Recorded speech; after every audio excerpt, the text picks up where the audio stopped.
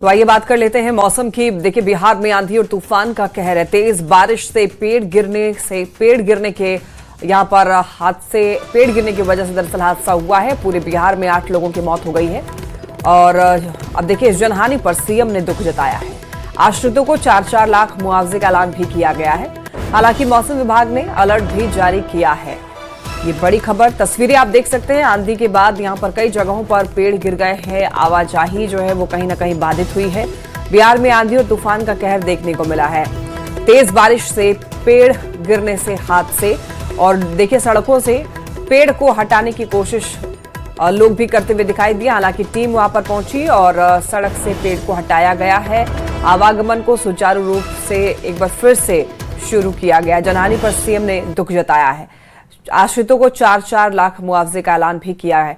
हालांकि मौसम विभाग ने अलर्ट जारी किया है, यानी कि भारी बारिश तूफान को लेकर मौसम विभाग ने अलर्ट जारी किया। अलग अलग जगहों की तस्वीरें आपको दिखा रहे हैं किस तरीके से तूफान ने तबाही मचाई है।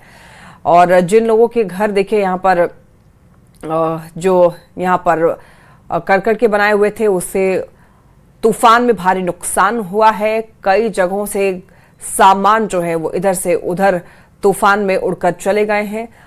सबसे ज्यादा मुश्किलों का सामना राहगीरों को करना पड़ा है, क्योंकि आवाजाही में यहां पर दिक्कत हो रही है। सड़कों पर पेड़ गिर गए हैं।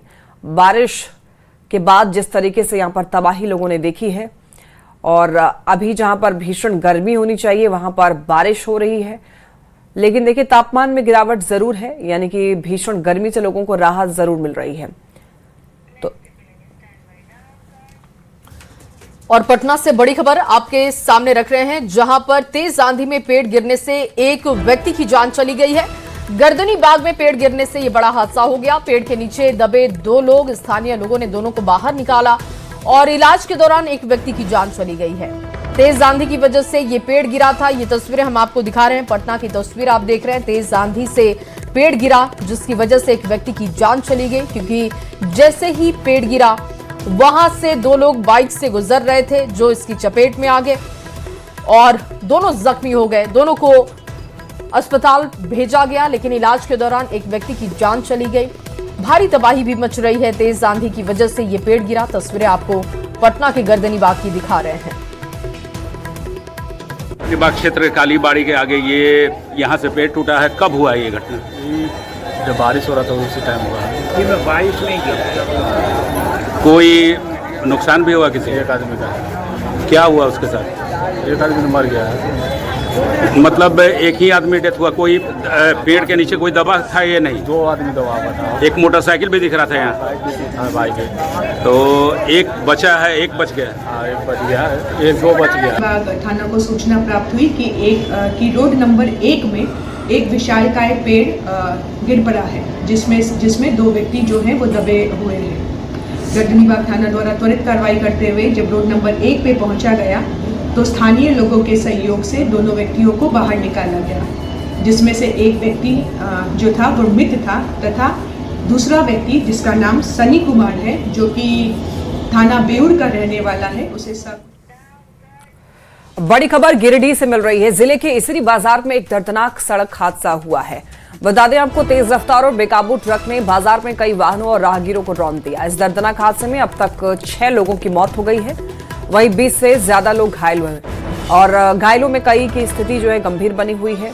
मृतकों की संख्या बढ़ने की आशंका भी है। प्रत्यक्षदर्शियों के अनुसार इसरी बाजार में सामान्य दिनों की तरह ही चहल पहल थी, और तेज गति से आ रहा एक ट्रक अचानक से अनियंत्रित हुआ।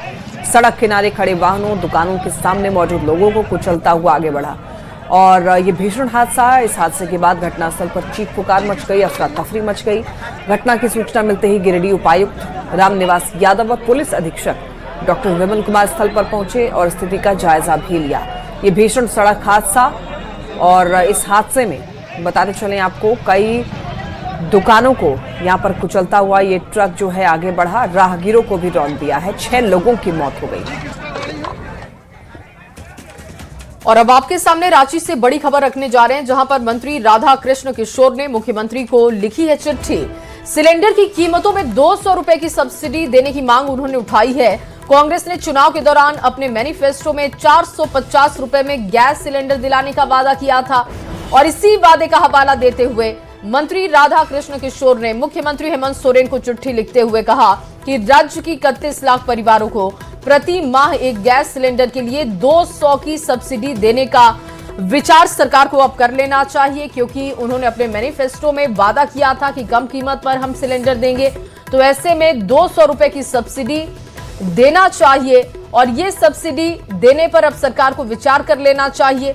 इसी को लेकर लेटर लिखा गया है। सिलेंडर की कीमतों को लेकर एक बार फिर से मैनिफेस्टो की बातें सामने रखी गई हैं। राधा कृष्ण किशोर की सीएम को चिट्ठी और सिलेंडर की कीमतों को लेकर उन्होंने चिट्ठी लिखी।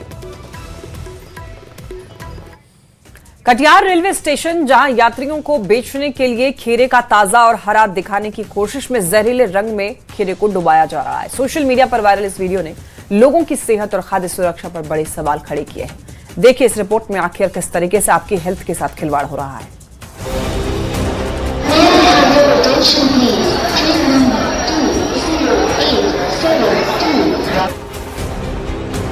ये तस्वीरें हैं कटिहार की, कटिहार रेलवे स्टेशन की, जहां लोग सफर के बीच कुछ खाकर अपनी भूख मिटाते हैं। लेकिन अगर वही खाना धीरे धीरे जहर बन जाए तो क्या होगा? देखिए, गौर से देखिए इन हाथों को। महिलाएं सड़े पीले खीरों को हरे रंग के केमिकल में डुबो रही हैं। ये हाथ किसी का पेट भरने के लिए नहीं, बल्कि मासूम जिंदगियों के साथ खेलने के लिए चल रहे हैं। चंद रुपयों के लालच में मुरझाए हुए खीरों को जहरीले सिंथेटिक रंग में नहलाया जा रहा है।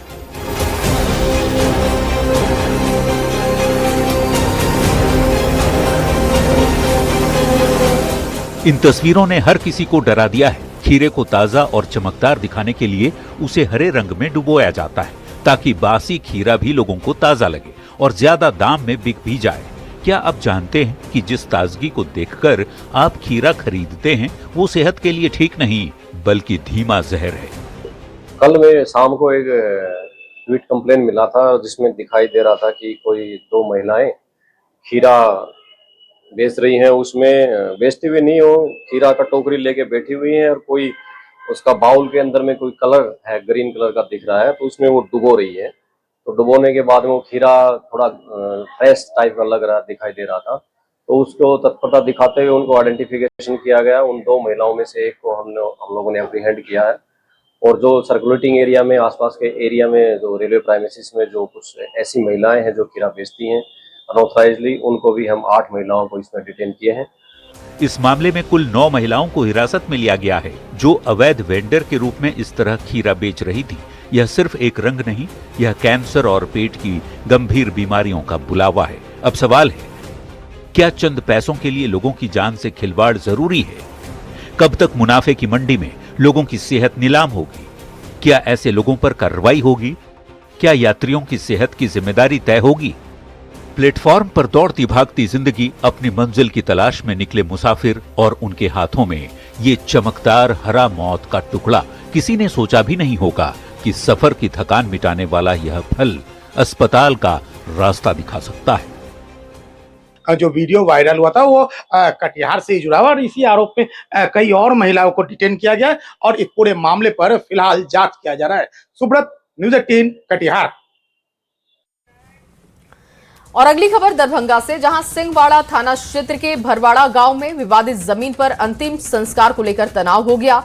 मृतका रीता देवी के दाह संस्कार की तैयारी के दौरान हंगामा हुआ है। दरअसल दूसरे पक्ष ने जमीन को अपनी पैतृक संपत्ति बताते हुए विरोध किया।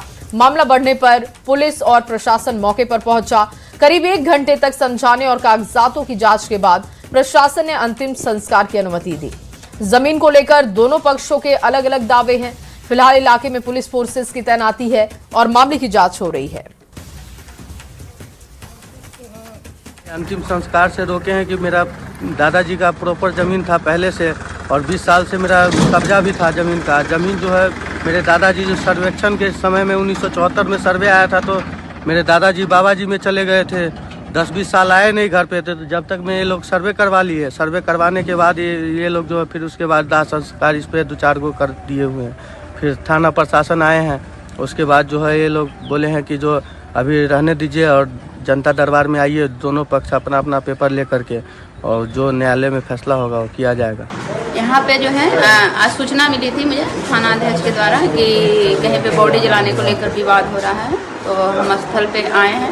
थाना प्रशासन भी सब साथ में, यहाँ के स्थानीय भी हैं।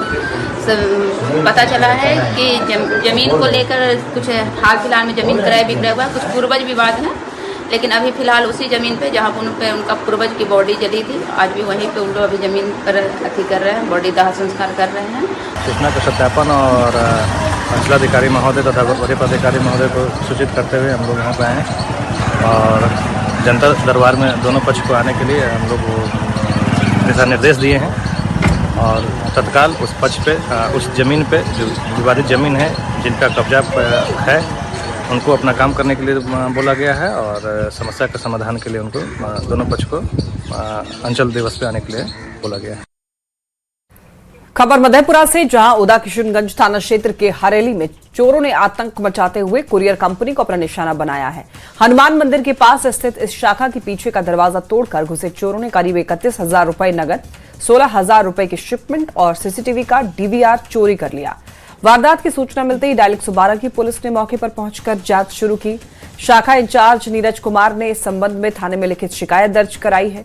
फिलहाल पुलिस सीसीटीवी फुटेज के आधार पर चोरों की पहचान करने और उन्हें गिरफ्तार करने की कोशिश में जुट गई है।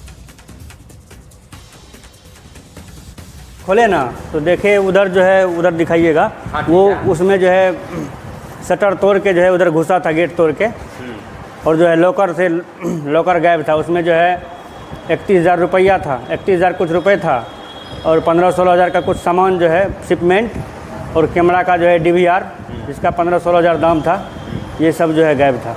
सूचना मॉर्निंग में जब हम लोग आए ना, जैसे मॉर्निंग में जो काम करने के लिए वे करते हैं 7 बजे, जैसे शटर उठाएं, उठाने के बाद जैसे अंदर आए तो देखें, सबसे पहले सिस्टम ऑन किए, तो उसके बाद जैसे इस पर नज़र गया तो तुरंत हम आदमी सबको बुला के देखा कि उसके बाद हम अपना वती कैश लॉकर देखे तो चोर गेट तोड़ करके घुसा था। और चलिए अब आपके सामने एक बड़ी खबर रखते हैं जो कि जमुई से सामने आ रही है। सोनो सामुदायिक स्वास्थ्य केंद्र में तैनात हेड क्लर्क रुपेश कुमार को निगरानी टीम ने घूस लेते हुए गिरफ्तार कर लिया है। दरअसल 37,000 रुपए घूस लेते हुए रुपेश कुमार की गिरफ्तारी की गई है। एएनएम राजनंदनी के 11 महीने के बकाया वेतन भुगतान के बदले में 1 महीने का वेतन घूस के तौर पर इन्होंने मांगी थी। शिकायत के बाद निगरानी विभाग की टीम मौके पर पहुंची और ये एक्शन किया गया। गिरफ्तारी हो चुकी है, रंगे हाथों गिरफ्तारी की गई। 37,000 रुपए घूस लेते हुए गिरफ्तारी की गई है। जमुई से ये बड़ी खबर आपको दे रहे हैं। विशेष निगरानी की टीम मौके पर पहुंची, रंगे हाथों गिरफ्तारी की गई। हेड क्लर्क रुपेश की गिरफ्तारी कर ली गई है। वेतन दिलाने के नाम पर ये घूस ले रहे थे। 37,000 रुपए घूस लेते हुए गिरफ्तारी हुई। हम HSC चरैया में एएनएम के पद पे कार्यरत है। जुलाई 25 से यहाँ पे कार्यरत है। अप्रैल में जाके 11 महीने की सैलरी के बीच में 1 महीने की सैलरी का रिश्वत मांग किया गया था। किसके द्वारा? रुपेश और प्रभारी, क्या नाम प्रभारी का? शशि भूषण चौधरी, दोनों के सामने मांगा गया था और बोला गया था कि 37,332 रुपए ही चाहिए, 1 रुपए ना आगे ना पीछे। इसके सामने साथ में प्रभारी भी बैठा हो। शिकायत का सत्यापन कराया गया तो सत्यापन में आरोप सही पाया गया। आरोप सही पाए जाने के उपरांत प्राथमिकी दर्ज की गई निगरानी थाना कांड संख्या 53/26 और मेरे नेतृत्व में एक धावा दल का गठन किया गया और यहाँ सामुदायिक स्वास्थ्य केंद्र सोनो में जाल बिछाया गया और रुपेश कुमार को 37,000 रुपया परिवादनी से लेते हुए रंगे हाथों पकड़ा गया है। बंगाल में आज पहली बार बीजेपी की नई सरकार बनने जा रही है। शुभेंदु अधिकारी सीएम पद की शपथ लेंगे, जिसको लेकर पूरा बीजेपी जश्न में डूबा है। पार्टी के राष्ट्रीय अध्यक्ष नितिन नवीन ने भी इस खास मौके को लेकर सोशल मीडिया एक्स पर पोस्ट किया है, जिसमें उन्होंने आज की सुबह को विश्वास की नई सुबह बताया है। नितिन नवीन ने लिखा है कि आज बंगाल में सूरज की पहली किरण नई आशा और विश्वास लेकर आई है। विश्वास की नई सुबह, आज बंगाल में सूरज की पहली किरण। ये देखिए पोस्ट नितिन नवीन का, बीजेपी के राष्ट्रीय अध्यक्ष हैं और यहां पर वो लिख रहे हैं कि विश्वास बंगाल में विकास का, विश्वास बंगाल में सुरक्षा का, विश्वास बंगाल में महिला सम्मान का और विश्वास बंगाल में युवाओं के रोजगार का, विश्वास बंगाल में सुशासन का, बदलाव का, और मोदी जी के नेतृत्व का। आम जन के इस विश्वास के साथ बंगाल में नई सरकार शपथ ले रही है वंदे मातरम। नितिन नवीन का ये पोस्ट ये दिखा रहा है कि बीजेपी बंगाल में आई है तो काफी कुछ यहां पर बदलाव होने जा रहा है। अब देखिए, कई लोग कह रहे हैं कि अब जाकर के बंगाल आजाद हुआ है इतने सालों के बाद, भारतीय जनता पार्टी की अब जब सरकार बन रही है। कई लोग वहां पर खुलकर अब सांस ले सकते हैं, खासतौर पर वहां पर जो स्थिति अभी तक बनी हुई थी उसमें सुधार देखने को मिलेगी। और वहीं केंद्रीय मंत्री और बेगूसराय के सांसद गिरिराज सिंह ने आरोप लगाया है कि टीएमसी की ओर से बंगाल को जलाने की कोशिश की जा रही है। उन्होंने साफ कहा है कि बीजेपी की सरकार बनने के बाद बंगाल को जलाने वालों को बख्शा नहीं जाएगा। ममता बनर्जी पर तंज कसते हुए कहा कि नए जनादेश के बाद वो नौटंकी कर रही हैं। और इसी के साथ गिरिराज सिंह ने परिवारवाद का आरोप लगाने वाले तेजस्वी यादव को भी टारगेट किया। बंगाल को जलाने की कोशिश टीएमसी कर रहा है, किया भी है। वो गुंडागर्दी का अब जवाब, क्योंकि अभी तक सरकार नहीं है, कल सरकार बनेगी, कोई नहीं बच पाएगा। टीएमसी के गुंडे 15 साल गुंडागर्दी कर लिए, उन्हें उल्टा लटका करके केवल सरकार बनने की देर है। तेजस्वी यादव परिवारवाद के प्रतीक हैं। उनको लग रहा है मेरी पूंछ तो कटी हुई है, दूसरों को भी काट दें।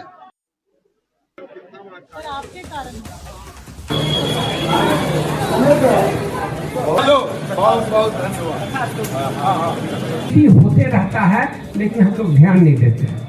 कट हो तो सीएसआर के तहत एक स्ट्रैटेजी करें। तो नहीं बख्शे जाएंगे बंगाल जलाने वाले। आज बीजेपी की तरफ से शुभेंदु अधिकारी सीएम पद के लिए शपथ ग्रहण कर रहे हैं। उससे पहले टीएमसी पर गिरिराज सिंह ने गंभीर आरोप लगाए। उन्होंने कहा कि बंगाल को जलाने वाले लगातार जो सक्रिय हैं उनको बख्शा नहीं जाएगा और आज जब सरकार बन जाएगी उसके बाद सभी का इलाज होगा।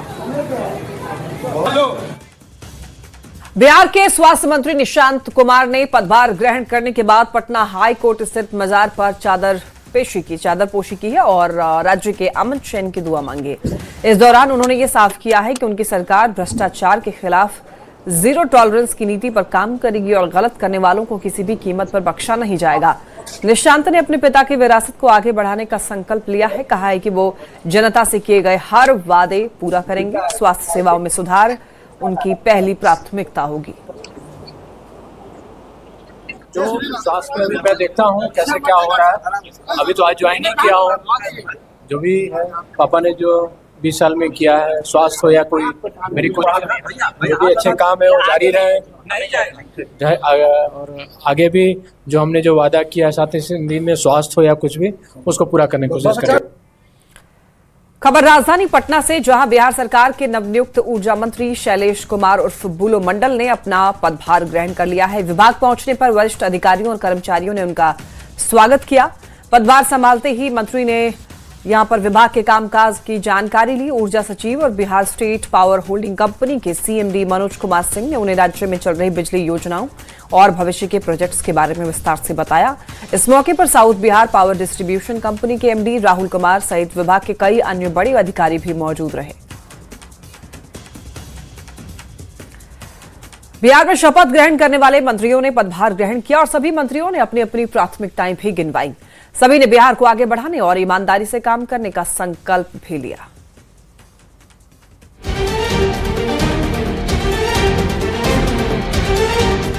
सात मई यानी गुरुवार को सम्राट कैबिनेट का विस्तार हुआ। कैबिनेट विस्तार के महज कुछ ही घंटे बाद मुख्यमंत्री सम्राट चौधरी ने मंत्रियों के बीच विभागों का बंटवारा भी कर दिया और अब यानी शुक्रवार को कई मंत्रियों ने अपने अपने विभागों का पदभार भी संभाल लिया।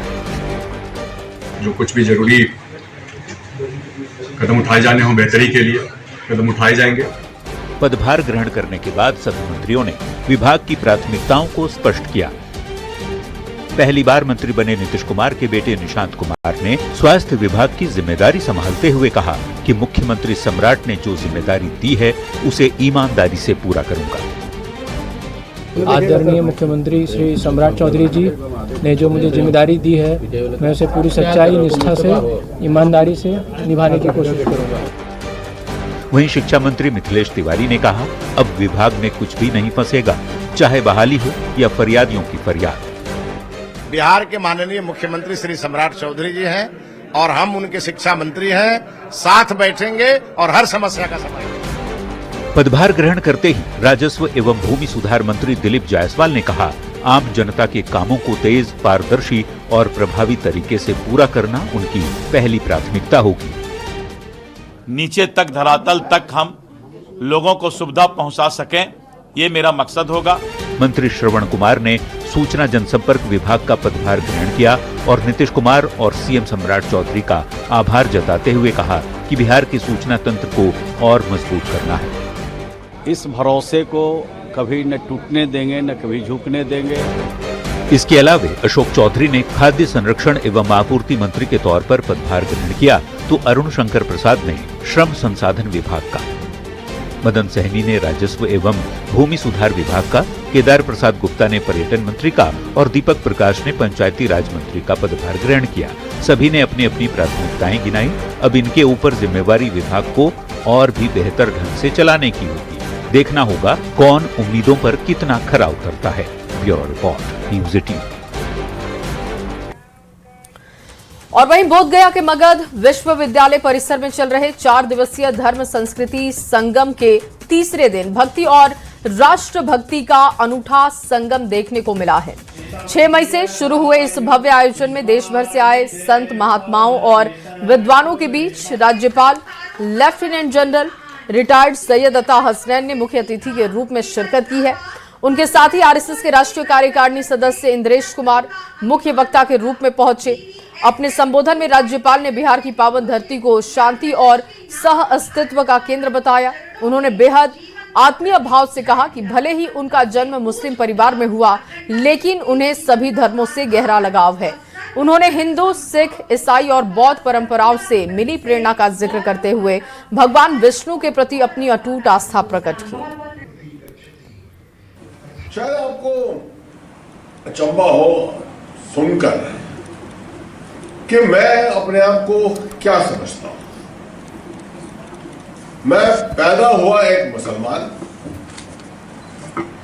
मैं बड़ा हुआ, तालीम मुझे मिली ईसाई, रेजिमेंट जब मैं आर्मी के अंदर कमीशन हुआ तो प्योर हिंदू, मित्र मेरे दुनिया के, मेरे माता पिता के भी सब बड़े मित्र जो थे वो सब सिख धर्म के, और इरादे मेरे दिमाग में सब बहुत। और एक बड़ी खबर मिल रही है मोतिहारी से, जहां पर साधु के भेष में गांजा तस्करी का खुलासा हुआ। हनुमान मंदिर के पास पुलिस की बड़ी कार्रवाई, साधु भगवान दास गिरफ्तार हुआ है। कुटिया से गांजा की बड़ी खेप बरामद की गई है। एक महिला तस्कर को भी गिरफ्तार किया गया है। पूजा पाठ की आड़ में यहां पर ये धंधा चल रहा था।